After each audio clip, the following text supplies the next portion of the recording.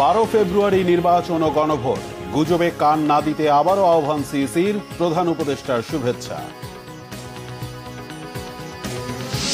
তফসিলে সন্তুষ্ট বিএনপি, ইসিকে সহায়তার আশ্বাস জামাতের, নিরপেক্ষতার ঘাটতি দেখছে এনসিপি।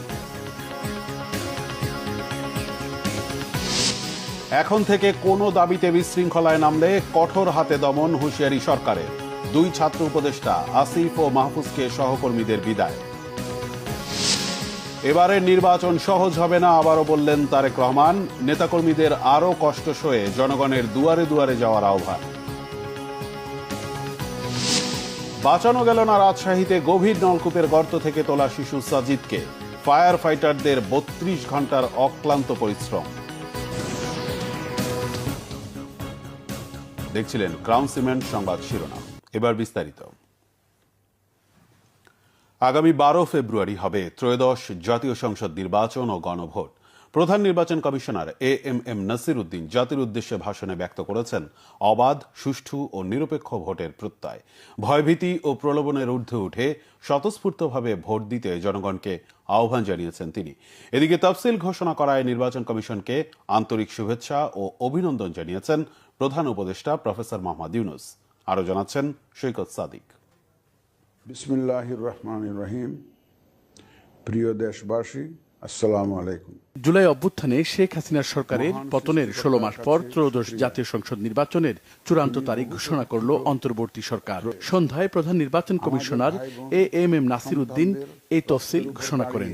আমাদের অঙ্গীকার হচ্ছে একটি সুষ্ঠু ও সুন্দর নির্বাচন অনুষ্ঠান, যা জাতি হিসাবে আমাদের প্রত্যাশা পূরণ করবে।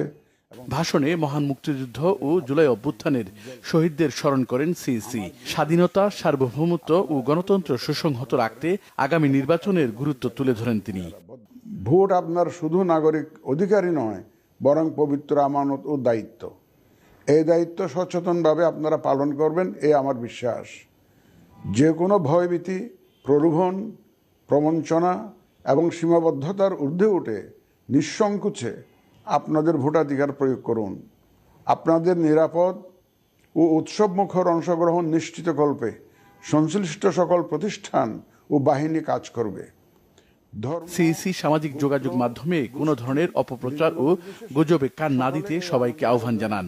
সেই সঙ্গে আসন্ন নির্বাচনে অংশ নেয়া রাজনৈতিক দল ও প্রার্থীদের ভূমিকা কি হবে সেটাও উল্লেখ করেন। প্রিয় দেশবাসী, বর্তমান সময়ে সামাজিক যোগাযোগ মাধ্যমে বিভিন্ন বিভ্রান্তিমূলক তথ্য ছড়ানো হয়ে থাকে। দেশের প্রচলিত আইন অনুযায়ী এসব রোধে প্রয়োজনীয় ব্যবস্থা গ্রহণ করা হবে। আপনাদের প্রতি আমার বিশেষ অনুরোধ, অসত্য এবং অসৎ উদ্দেশ্যে প্রচারিত কোনো তথ্যে কান দিবেন না, গ্রহণ করবেন না।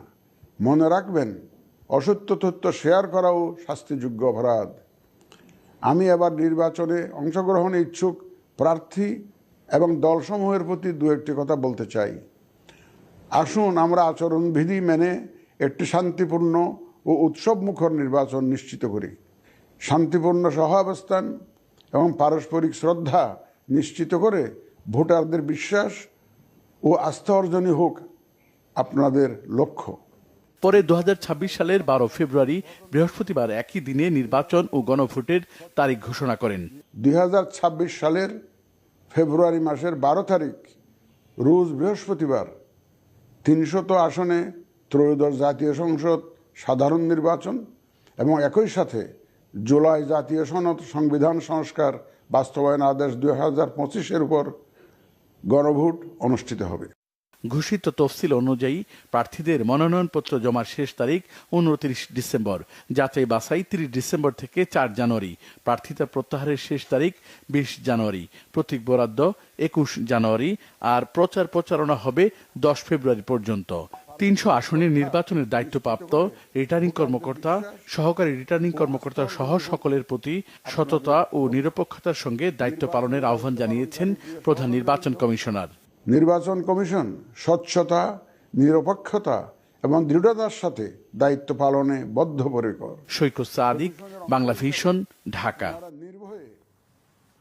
ত্রয়োদশ জাতীয় সংসদ নির্বাচনের ঘোষিত তফসিলকে বাংলাদেশের রাজনীতির জন্য নতুন অধ্যায় হিসেবে অভিহিত করেছেন বিএনপি মহাসচিব মির্জা ফখরুল ইসলাম আলমগীর। তিনি বলেন, এই নির্বাচনকে সুষ্ঠুভাবে সম্পন্ন করার দায়িত্ব নির্বাচন কমিশনের। তফসিল ঘোষণার পর তাৎক্ষণিক প্রতিক্রিয়ায় বিএনপি মহাসচিব একথা বলেন। তিনি আরো বলেন, তফসিল ঘোষণায় প্রমাণ হয়েছে বাংলাদেশ একটি কাঙ্ক্ষিত গণতন্ত্রের দিকে যাত্রা শুরু করেছে। যে গণতন্ত্রের উত্তরণের জন্য 1.5 যুগেরও বেশি সময় ধরে জীবন বাজি রেখে লড়াই সংগ্রাম করেছে এদেশের জনগণ। মির্জা ফখরুল আশা প্রকাশ করে বলেন, আগামী নির্বাচনে গণতন্ত্র প্রিয় সব দল অংশ নেবে। একটি শান্তিপূর্ণ পরিবেশে ভোট অনুষ্ঠিত হবে এবং সেই নির্বাচনটি নিরপেক্ষ ও গ্রহণযোগ্য হবে। এক প্রশ্নের জবাবে মির্জা ফখরুল বলেন, নির্বাচন নিয়ে বিএনপির কখনোই কোনো সংশয় ছিল না। বিএনপি বরাবরই বলে এসেছে, নির্বাচনই সংকট উত্তরণের একমাত্র পথ। এটা আমাদেরকে আশ্বস্ত করেছে এবং আজকে এই ঘোষণার মধ্য দিয়ে প্রমাণিত হয়েছে যে নির্বাচন কমিশন এবং সরকার এবং রাজনৈতিক দলগুলো তারা এই নির্বাচন অনুষ্ঠান করতে চায় এবং জনগণের যে ভোটের অধিকার সেটাকে আপনার বাস্তবায়িত করতে চায় এবং সেটাকে নিশ্চিত করতে চায়, যেটা আমি মনে করি যে বাংলাদেশের রাজনৈতিক ইতিহাসে নিঃসন্দেহে একটি অত্যন্ত বড় উল্লেখযোগ্য একটা ঘটনা এবং এটাকে সুষ্ঠুভাবে পালন করা এবং সেটাকে অনুষ্ঠান করা এটা নির্বাচন কমিশনের দায়িত্ব।